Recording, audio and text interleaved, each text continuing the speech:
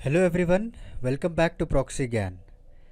मेरा नाम शबाज़ है दोस्तों। उम्मीद करता हूँ आप सब अच्छे होंगे और एग्ज़ाम्स के लिए अच्छे से तैयारी कर रहे होंगे दोस्तों। आज का जो हमारा टॉपिक है, फिर से हम तालिबान और इंडिया के रिलेशंस के बारे में आज हम डिस्कस करेंगे कि रिसेंटली क्या हुआ है। तालिबान ने इंडिया को वार्न किया है अकॉर्डिंग, अगर कोई मिलिट्री रोल होता है अफ़गानिस्तान में तो उसके रिगार्डिंग उन्होंने वार्निंग दी है कि इनके जो इंटरनल अफेयर्स में कोई इंटरवीन ना करे। तो इस लेक्चर में हम जानेंगे कि क्या इनके रिलेशंस हैं इंडिया के साथ, और उन्होंने इंडिया की तारीफ़ भी की है।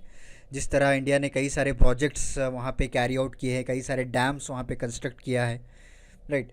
और तालिबान पाकिस्तान के साथ किस तरह से रिलेशंस मेंटेन कर रहा है, और ये सारा कुछ इस लेक्चर में आज हम डिस्कस करने वाले हैं। वेरी इंपॉर्टेंट लेक्चर है दोस्तों, क्योंकि डायरेक्टली जो उनके स्पोक्स पर्सन है सुहेल, उनके ज़रिए से इंटरव्यू लिया गया है। तो चलिए आज का लेक्चर हम शुरू करते हैं। शुरू करने से पहले मैं आपको एक छोटा सा रिमाइंडर देना चाहता हूँ, उसके बाद हम हमारे लेक्चर को स्टार्ट कर देंगे दोस्तों। हाय, दिस इज वेरोनिका। अब आप मेरे साथ one on one zoom session book कर सकते हैं कॉम्पिटिटिव एग्जाम काउंसलिंग के लिए। जिस तरह आपके बहुत सवाल रहते हैं कि कॉम्पिटिटिव एग्जाम्स के लिए क्या ऑप्शनल लिया जाए, आंसर राइटिंग कैसे किया जाए, उसके लिए मैं आपको काउंसलिंग दूंगी आपके पर्सनल स्ट्रेंथ्स और वीकनेस पे based. So see you there only on proxygyan.com। Thank you. तो जैसा कि आप सभी लोगों ने देखा, हमारे जो एक्सपर्ट एजुकेटर है वेरोनिका जी, उनके ज़रिए से आपको एग्जामिनेशन काउंसलिंग दी जाएगी दोस्तों। आप हमारा जो वेबसाइट है www.proxygyan.com विज़िट कर सकते हैं और सारी जानकारी आपको उसमें मिल जाएगी। अपने टाइम और रिक्वायरमेंट के हिसाब से आप अपने सेशन को बुक कर सकते हैं दोस्तों। तो लेट्स बिगिन आवर लेक्चर। पहली बात, तालिबान ने इंडिया की अप्रिशिएशन की है दोस्तों regarding humanitarian and development efforts. जिस तरह से हम लोगों ने वहाँ पे कई सारे डैम्स बने, जैसे कि सलमा डैम हो गया, रोड्स हमने बनाए वहाँ पे, और कई सारे इंफ्रास्ट्रक्चर प्रोजेक्ट्स के लिए इंडिया ने फंडिंग की है ताकि उनकी जो कंट्री की इकोनॉमी हो वो डेवलप हो सके। और इन्होंने इस अप्रिशिएशन किया है इंडिया को कि जिस तरह से इन्होंने डेवलपमेंट प्रोजेक्ट्स लिए हैं उसका हम आभार मानते हैं।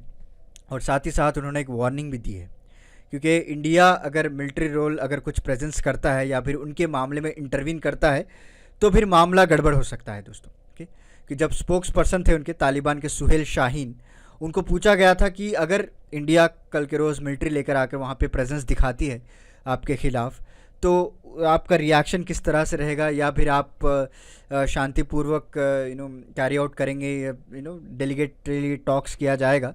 बट इन्होंने कहा कि it will not good for them, क्योंकि जैसा कि आप सभी लोग देख सकते हैं कि अफ़गानिस्तान में जो मिलिट्री प्रेजेंस था वो लोग तो भाग गए, राइट। जितने भी अदर कंट्रीज थे, जैसे यूएस के हो गया, यूएस को तो विड्रॉ किया गया था, बट अफ़गानिस्तान के जो मिलिट्री थे प्रॉपरली ट्रेन ना होने के कारण, उन लोगों में प्रॉपरली इक्विपमेंट नहीं है, प्रॉपरली टेक्नोलॉजी नहीं होने के कारण वो लोग भी जो छोड़ के भाग गए थे देश।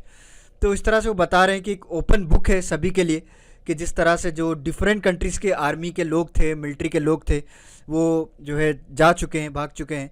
तो it will not good for India अगर इंडिया इंटरवीन करता है तो, राइट। एनी हाउ, जो भी उन्होंने हमारे इंडिया कंट्री ने किया वहाँ के लोगों के लिए, नेशनल प्रोजेक्ट्स के लिए, वो वेरी अप्रिशिएटेड है। और ह्यूमैनिटेरियन डेवलपमेंट जो उन्होंने किया है उसके बारे में भी इन्होंने तारीफ़ की है, बिकॉज कई सारे जो डैम्स हमने बनाए थे और इकोनॉमिक प्रॉस्पेरिटी के लिए इंडिया ने काम किया था, वहाँ के लोगों के लिए जो स्कूल्स थे और कई सारे इंफ्रास्ट्रक्चर डेवलपमेंट किया था। क्योंकि आप सभी लोग जानते हैं कि हम लोगों ने ईरान से होते हुए अफ़गानिस्तान कनेक्ट करने की बात की गई थी, राइट। तो चाबहार पोर्ट हमारा रहा है, तो वहाँ से कनेक्ट होते हुए हम ईरान से, अफ़गानिस्तान से पास होते हुए we are going to connect with the European countries. तो उसके चलते हुए हमने बहुत सारा इन्वेस्टमेंट किया है वहाँ पे और कई सारे इंफ्रास्ट्रक्चर डेवलपमेंट भी किए हैं। तो उसके लिए उन्होंने तारीफ़ ही की है। ऐसा नहीं कि ये नहीं कहा कि हम इसको तहस नहस कर देंगे या फिर कोई भी बाहर की कंट्री हो उसको हम इंटरवीन आने नहीं देंगे, इस तरह से नहीं कहा है। ये लोग भी जो है पीस टॉक्स करना चाहते हैं सभी के साथ, बिकॉज आप सभी लोग जानते हैं जब पूरी कंट्री अगर उनको चलाना है तो आसपास के जितने भी नेबरिंग कंट्री से उसका साथ होना बहुत ही ज़रूरी है। अगर कल के रोज़ अगर कुछ गवर्नमेंट बन जाती है तालिबान के अफ़गानिस्तान के, अगर प्रॉपरली उनका जो मैकेनिज़्म है वो शुरू हो जाता है, they will also come to the many international platforms, right. तो वहाँ पे उनको सपोर्ट चाहिए। ऐसा नहीं कि कंट्री जो है किसी फंडिंग से चला दे लोग, बहुत ही मुश्किल होता है वहाँ के लोगों को संभालना, एम्प्लॉयमेंट देना। आप सभी लोग जानते हैं किस तरह से डिफरेंट डिफरेंट कंट्रीज गवर्नेंस करते हैं। तो ये सारे चीज़ें करने के लिए उनको एक प्रॉपर सेटअप चाहिए, लोगों के साथ पीस प्रोसेस है, तभी जाकर ये लोग वहाँ पे सरवाइव कर सकते हैं। ओके। और दूसरी बात उनको पूछी गई डिप्लोमेट्स और एम्बेसीज को लेकर, क्योंकि आप सभी लोग जानते हैं कई सारे कंट्रीज़ की एम्बेसीज रहती हैं अफगानिस्तान में, हमारे भी कई सारे यूएस की भी है, डिफरेंट डिफरेंट कंट्रीज़ की वहाँ पे रहती है। तो उन्होंने क्लियरली एक स्टेटमेंट पास किया है, क्योंकि जैसे कि आप देखा होगा इंडिया हो या फिर यूनाइटेड स्टेट्स हो, कई सारे जो एम्बेसी के स्टाफ्स हैं, कंसुलेट के स्टाफ्स, उनको निकाल लिया गया है वहाँ से। जो फ़्लाइट्स भेजे गए थे हमारे इंडियन एयरक्राफ्ट वहाँ पे जाकर कई सारे लोगों को बचाकर जो लेकर आई थी, उनमें कई सारे एम्बेसीज के लोगों भी थे। तो यूएस ने भी अपने एयरक्राफ्ट्स को भेजा है, राइट, ताकि वहाँ के जो इतने भी लोग हैं उसको बाहर निकाल सकें। तो उन्होंने अश्योरेंस दिया है दोस्तों कि इनको कोई भी, इनके ख़िलाफ़ कोई भी जो है एक्शन नहीं उठाया जाएगा, ये लोग सेफ़ हैं, इनको कोई भी डेंजर नहीं है। जब इंडिया के बारे में इनको पूछा गया तो इन्होंने क्लियरली स्टेटमेंट दिया है कि वो इंडिया के ऊपर डिपेंड है, उनकी मर्ज़ी है, अगर वो लेकर जाना चाहते हैं then they can carry out, अगर नहीं रखना चाहते हैं वहीं पे तो दे कैन स्टे अहेड, वहीं पे रख सकते हैं। बट हमारे ज़रिए से उनको कोई टारगेट नहीं किया जाएगा, कोई भी डिप्लोमेट को, कोई भी एम्बेसी को जो है शूट आउट करना या फिर बॉम्बिंग करना, इस तरह से चीज़ हम लोग नहीं करेंगे और पीस प्रोसेस से हम चलेंगे। और नेक्स्ट की बात करें, half of the provincial Capitals, क्योंकि जब तालिबान ने काबुल के ऊपर कब्ज़ा कर लिया तो ऐसा समझ लीजिए आप कि पूरी कंट्री उनके कब्ज़े में आ चुके हैं, ये बेसिक अंडरस्टैंडिंग है। उसके साथ साथ उन्होंने कांदाहार को भी ऑक्यूपाई कर लिया, हेरात को भी ऑक्यूपाई कर लिया, लश्करगढ़ है, वो जो सिटीज़ है उसके पर भी जो है ऑक्यूपाई कर लिया है। तो ऐसा समझ लग सकते हैं आप कि कंप्लीट कंट्रोल आ चुका है अभी। जो इस्लामिस्ट फंडामेंटलिस्ट ग्रुप है, ऑब्वियसली जो तालिबान है, उन्होंने ऑलमोस्ट सारी कंट्री को अपने हाथ में ले लिया है। ओके। और जैसे कि लेटेस्ट अपने रिपोर्ट में देखा होगा, Taliban fighters have also took the control of Logar province. Okay, Logar province जो कि सिर्फ 80 किलोमीटर है कैपिटल से, वहाँ पे भी इन्होंने ऑक्यूपाई कर चुके हैं। तो आप समझ सकते हैं दोस्तों, जब गवर्नमेंट चली जाती है, जब भाग जाती है छोड़ के, तो ऑब्वियसली उनके पास कोई अपोजिशन पार्टी नहीं होती, राइट, उनके पास कोई अपोजिंग फैक्टर नहीं होता है। अगर वहाँ पे टिक कर लड़ाई होती है, लड़ते हैं उनके खिलाफ, तो ये लोग इतना ऑक्यूपाई नहीं करेंगे। तो गवर्नमेंट ही छोड़ के चली गई तो ऑब्वियसली इनको बहुत ही ईजी है कंट्री को एक विद इन ए वीक के लोग सारा कुछ ऑक्यूपाई कर सकते हैं। और उनके बाद जो है, उसके बाद इनको ये भी पूछा गया कि निशान साहब के ऊपर जो अटैक हुआ था ड्रेस, उसके पर भी इन्होंने क्लियर स्टेटमेंट दिया है, क्योंकि रिसेंटली तालिबान ने जो निशान साहब, एक सिख रिलीजियस फ्लैग है, जो गुरुद्वारा था उसको उतारा गया था दोस्तों। ओके, जो एक चमखानी एरिया ऑफ पख्तिया प्रोविंस है, ईस्टर्न अफगानिस्तान में आपको देखने को मिलेगा, वहाँ पे एक सिख रिलीजियस फ्लैग था, उसको जो है उतारा गया था। बट इन्होंने क्लियर कर दिया है प्रेस मीट में कि ये जो फ्लैग है हम लोगों ने नहीं उतारा है, सिख कम्युनिटी देमसेल्फ उन्होंने खुद अपने फ्लैग को निकाला है। और हम अश्योरेंस देते हैं कि जितने भी माइनॉरिटी कम्युनिटीज़ हैं उनको कोई भी ख़तरा नहीं होगा, जो सिख है, हिंदूस है, तो उनको हम कोई भी नुकसान नहीं पहुंचाएंगे, आप बेफिक्र जो है काबुल में रह सकते हैं, ऐसा इनका कहना है। बट कितना सच है कितना झूठ है, ये ऊपर वाला ये लोग ही जाने, क्योंकि जैसा कि इनका जो पास्ट एक्सपीरियंस रहा है, जो वादे ये लोग करते हैं, ऑब्वियसली इनके पर खरे उतरना बहुत ही मुश्किल हो चुका है इन लोगों के लिए।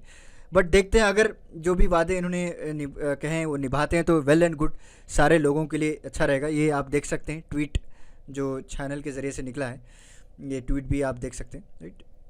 ANI रिपोर्टर के द्वारा इन्होंने ट्वीट किया, the flag was removed by Sikh community themselves whenever security officials जब वहाँ पे गए थे, they said if flag is seen someone will harass them. Okay, और उसके बाद इन लोगों ने जो तालिबान के लोगों ने अश्योरेंस किया और दोबारा से उसको हॉइस्ट करवाने लगाया। ओके, तो जो निशान साहब का जो फ्लैग है उसको फिर वापस से लहराया गया था। बट जब उनको पूछा गया कि क्यों आपने फ्लैग को उतारा, तो वहाँ के जो सिख माइनॉरिटी लोग थे उन्होंने बताया कि अगर कोई देख ले तो हम लोगों को हरास करने के चांसेस हैं। बट इन्होंने उनको एश्योरेंस दिया है और वापस इस फ्लैग को लहराया गया है। ओके, तो चलिए अब नेक्स्ट फैक्टर देख लेते हैं, तालिबान और पाकिस्तान के रिलेशंस क्या हैं। वेरी फेमस टॉपिक है ये, वेरी हॉट टॉपिक आप कह सकते हैं। इसके ऊपर न जाने कई सारे मूवीज़ बन चुके हैं, कई सारे सीरीज़ आ चुके हैं, राइट।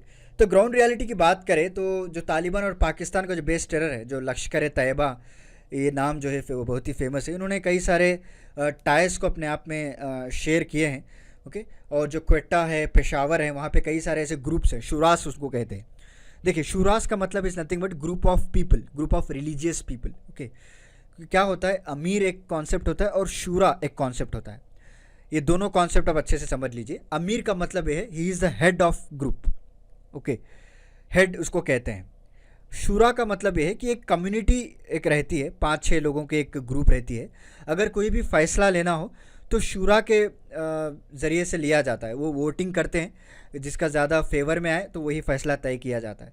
अमीर इज़ डिफरेंट। अमीर जो है सिंगल हैंडेड पर्सन है, वो जो कहेगा दैट इज़ फाइनल। शूरा में जो है सजेशंस लिए जाते हैं, राय मशवरा किया जाता है, तब जाकर एक स्टैंड से लोग लेते हैं। तो कई सारे ऐसे शुराज जो कई सालों से क्वेटा और पिशावर से ये सारे ऑर्गेनाइजेशन या टेरर आउटफिट्स को ये लोग ऑपरेट कर रहे आ रहे थे। एंड ये भी माना जाता है कि जो तालिबान लीडरशिप है ऑल्सो इनके भी जो पाकिस्तान का जो ISI है, इंटर सर्विस इंटेलिजेंस, उनके साथ भी अच्छे संबंध है। ओके, बट मीनवाइल की बात करें तो इंडिया को ये अभी फिक्र है कि अगर तालिबान अगर अफगानिस्तान को एक ग्राउंड बना के कुछ एंटी इंडियन एक्टिविटीज़ कर सकता है, राइट, पाकिस्तान के साथ मिलकर, तो इसके पर भी इन्होंने क्लियरली स्टेटमेंट दिया है कि ये जो अफ़गान की जो सॉइल है, जो ज़मीन है अफगानिस्तान की, वो किसी भी फॉरेन कंट्री के ख़िलाफ़ यूज़ नहीं किया जाएगा। ओके, जितने भी एलिगेशंस आप लगा रहे हैं कि हमारे जो रिलेशंस है पाकिस्तान टेरर आउटफिट के साथ, वो कि जो है अच्छे संबंध हैं इनके साथ और कुछ ना कुछ अंदर चल रहा है, ये सारे कुछ बेसलेस एलिगेशंस हैं। हम लोग क्लियरली मीडिया के सामने कहते हैं कि हमारी जो सॉइल है वो किसी कंट्री के खिलाफ यूज़ नहीं की जाएगी। Okay, so this is today's lecture. जैसे कि आप उन्होंने कहा कि हम जो है पॉलिटिकली मोटिवेटेड गोल्स हैं। ओके, एंड हम भी जो है कोई हमारा अफगानिस्तान का जो सॉइल है वो किसी के खिलाफ हम यूज़ करने नहीं देंगे। Okay, so this is about today's lecture दोस्तों। उम्मीद करता हूँ आपको आज का मेरा लेक्चर पसंद आया होगा। ओके, तो क्लियरली इन्होंने प्रेस मीट में कह दिया है with regards relations with India. तो चलिए देखते हैं जो भी इन्होंने बातें कही हैं वो सच में होती है या फिर ये आगे चलकर थोड़े बहुत चेंजेस करते हैं। तो उसके ऊपर कोई डेवलपमेंट होता है तो फिर से मैं आपके ऊपर जो है इस टॉपिक के ऊपर लेक्चर लेकर आऊँगा। तो चलिए मिलता हूँ मैं आपको अगले लेक्चर के साथ कुछ इंटरेस्टिंग टॉपिक के साथ। तब तक के लिए धन्यवाद दोस्तों।